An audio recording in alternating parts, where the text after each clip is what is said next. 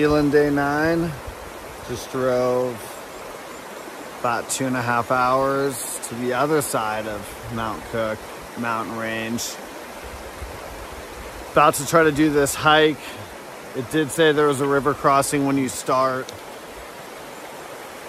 This is a little bit more aggressive of a river crossing than I was expecting. I'm not thrilled with the idea of going barefoot across and then putting socks on and then hiking, you know, 6 miles with 5,000 feet of gain. So it just sounds aggressive. So I gotta figure out if I'm gonna try to like hop along these rocks to get over there or just go barefoot, soldier up, stop being so soft. But this is a big hike, 5,000 feet of gain.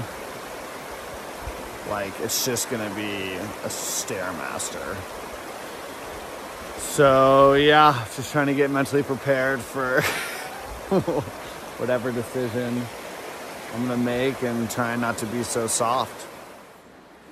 All right, so I crossed. The water wasn't even actually that, I mean, it's cold. I guess it's probably just glacier runoff, but it wasn't even that bad. Nice thing about this hike is that there's gonna be nobody on it. Parking lot's practically empty, and the people that are parked just do the like literally 2-minute walk to a very mediocre waterfall and then keep going. And even though this trail is just starting, it looks super lush and mossy and green. Look at this thing. So I'm actually pretty excited for it. And 5,000 feet of gain. About to be a vert monster today, if I can get up this thing. So for me, like this type of a hike, where it's just like roots everywhere, it's just so green and dank, and like there's obviously a trail, but like it just feels super raw and natural. And the fact that it's just a relentless uphill, like this for me is perfect. And again, I'm like probably half a mile into this, and it's gonna be exhausting beyond logic, but like love this. Like already like this more than Mueller yesterday, and honestly most of Kepler. The ridge hiking Kepler is, I mean, that's kind of hard to beat, but this super danky green, just monster vert, such a home run for me. All right, 2.5 miles in, just hit the tree line. This thing is savage. I usually like literally don't stop on hikes. Like if I want to eat a protein bar, I just whip the backpack around and just slowly eat it and slowly walk, drink and walk, whatever. But less than 1 mile into this hike, I like fully stopped. My heart was racing and I had like a protein bar and some gummies. I stand corrected, I met a couple people coming down. They hiked to this hut, which is probably 4 miles, 3,000 or 3,200 feet of gain. Spent the night, then did the next 2 miles, you know, 2,200 feet of gain up to the glacier, came down, spent the night, and then hiked the rest of the way down. So they did it in 3 days and 2 nights. I'm gonna try to do it as a day hike with a kind of a late start for me because it was a 2.5 hour drive to get here. So I started at like 9:25. But the hut's about 4 miles up-ish, and I'm 2.5 in. So we'll see what it looks like there. I'll probably actually need to get some water. I got a lot of water now, but this thing is a beast. I mean, I'm trying to think. I think it was day 6 of the Mont Blanc. Might have been steeper or similar or close to this. And then maybe Wedge Hike or Mount Wedgemont or something in Whistler. Felt pretty similar. It's hard to tell depth.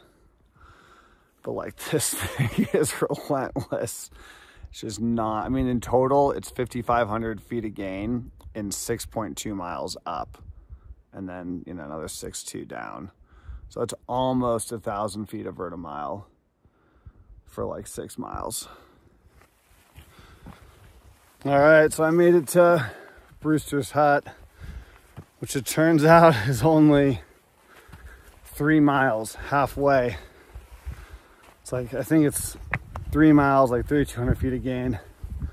So I've got another 3 miles with 2,200 feet of gain to get to what people call the glacier, but I'm assuming it's just a mountain. So I should know what the difference between the two is. So yeah, it's noon right now. So 2.5 hours, a little bit more. I didn't even check, but I think there's water back in that hut. But I only have 1 more protein bar, 1 more energy gummy, and an apple. So yeah, guess we'll just see how I feel. But the vert hasn't really changed. I don't know if you can see, well, there's the red hut. You can see I was just at. I don't know if you can see the road down there. That's where I started. I mean, this has been awesome. This is the stuff I love.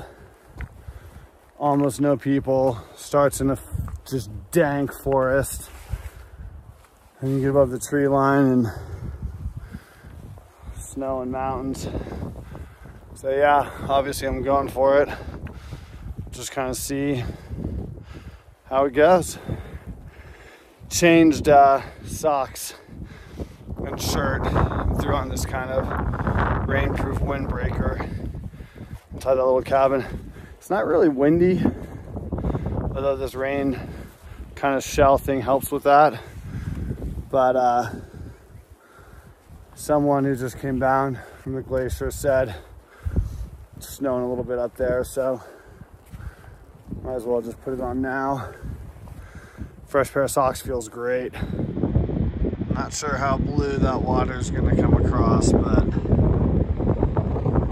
that is very, very turquoise blue and glacial runoff down into there. Incredible hike. This is a top 10er, I think, for me, all time, for sure. Stream crossings, like going over rocks with water underneath. Just beautiful. All right, it's about 1 o'clock in the afternoon. Made it to the glacier. All good as long as there's not an avalanche, which don't usually happen in the early part of summer, so that's good.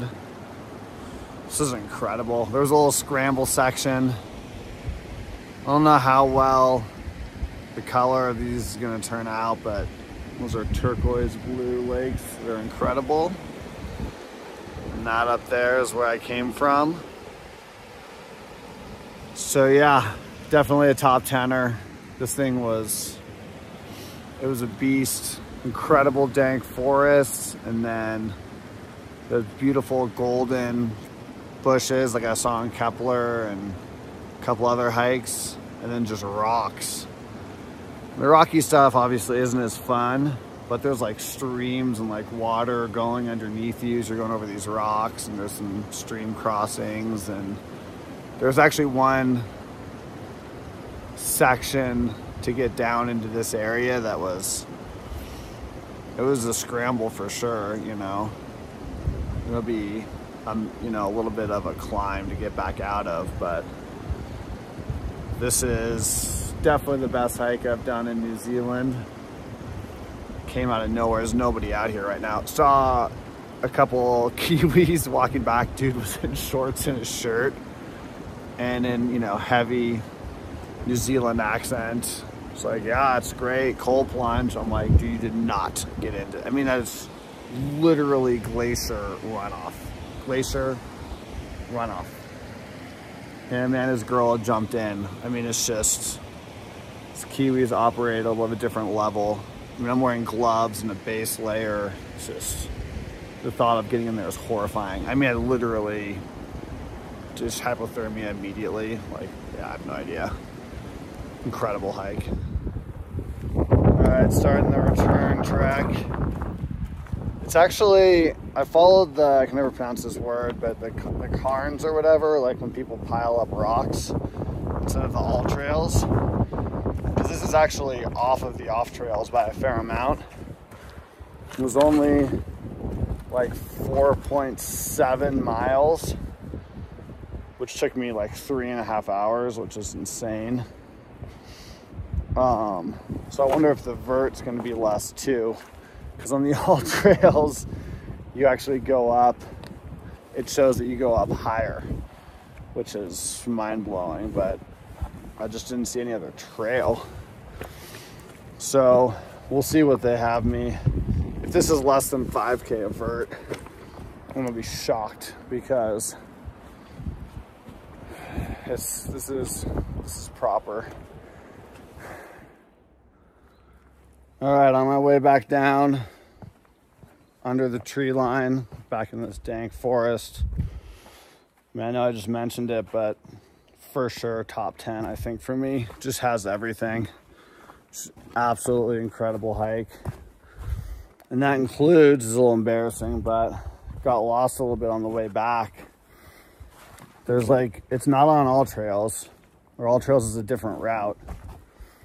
And the cairns, however you say that word, like I followed them, like there was another set. I kind of followed them for a little bit. Then I saw the red Brewster hut. So I just kind of figured I was going the right direction. You know, full responsibility on me, but I wasn't. So luckily I've got, you know, Strava, popped in the location and just kind of backtracked, but added probably a couple 100 feet of elevation and third or half a mile, which is not what I was trying to do. And then after that, even there was a couple times where I got off track, and the second I was like, am I off track? If I was like 2% thought I might be off track, immediately pulled up Strava. I was like, not doing that again. And it happened a couple times. So a little tricky getting back, and it did rain here yesterday. The weather said, I think. So it is a little muddy. Haven't really slipped or kind of fallen, thankfully, but yeah, I got, I don't know, I didn't look actually, but if I had to guess, probably 1.5 miles-ish back to the car park. There was no water at Brewster's hut, or there was, but it said boil. I can't or wouldn't do. So I still have water, out of food in the car though, I'll be fine. All downhill.